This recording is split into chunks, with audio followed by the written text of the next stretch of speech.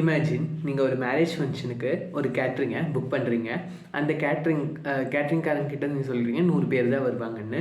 So அந்த catering team என்ன பண்ணுவாங்க, 100 பேருக்கான ஃபுட்டை வந்து சமைச்சிருவாங்க. சடனாக அந்த மேரேஜ் ஃபங்க்ஷனுக்கு ஒரு 500 பேர் வந்துட்டாங்கன்னு வச்சுக்கோங்க. கேட்ரிங்காரங்கிட்ட கேட்டிங்கன்னா அவங்க கையை வச்சிடுவாங்க. என்ன சொல்லுவாங்கன்னா, நீங்கள் 100 பேர் தான் சொன்னீங்க, நாங்கள் 100 பேருக்கு தான் ஆர்டர் சமைச்சோம் அப்படின்னு சொல்லி கையை வச்சிடுவாங்க. ஆனால் இந்த இடத்துல மாதம்பட்டி ரங்கராஜ் மாதிரி ஒரு ஸ்மார்ட்டான மேனேஜர் இருந்தாங்கன்னா என்ன பண்ணுவாங்கன்னா, யூஸர் அதிகமாக வர்றதை பார்த்து அவங்கக்கிட்ட இருக்கிற ரிசோர்ஸை வச்சு மல்டிபிள் இன்னொரு கிச்சனில் ஃபுட்டை சமைக்க ஆரம்பிச்சிடுவாங்க. ஸோ 500 பேர் வந்தாலும் 1000 பேர் வந்தாலும் அவங்க சமைச்சிட்டே இருப்பாங்க, ஃபுட்டு சர்வ் ஆகிட்டே இருக்கும். ஓகேவா? சப்போஸ் யூஸர் கம்மியாக வந்தாலுமே அவங்க அந்த கிச்சனை வந்து ரிமூவ் பண்ணிவிட்டு எவ்வளோ யூஸர் வந்திருக்காங்களோ அதுக்கேற்ற மாதிரி சமைச்சிட்டே இருப்பாங்க, லைவில் சமைச்சிட்டே இருப்பாங்க. ஸோ இந்த இடத்துல ஃபுட் பற்றாக்குறை ஏற்படாது.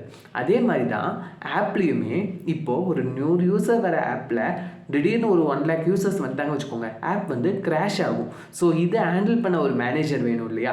மாதம்பட்டி ரங்கராஜ் மாதிரி இங்கே ஒரு மேனேஜர் வேணும். அந்த மேனேஜர் தான் கூகுள் குபர்நெட்ஸ் என்ஜின், அதாவது GKE.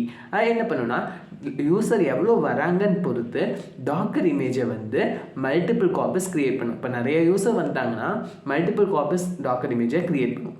காப்பீஸ்னால் ஒன்றும் இல்லை, ஆப்பை தான் நான் சொல்கிறேன். மல்டிபிள் ஆப்பை க்ரியேட் பண்ணும். ஸோ யூசர் நேவிகேட் ஆகிட்டே இருப்பாங்க.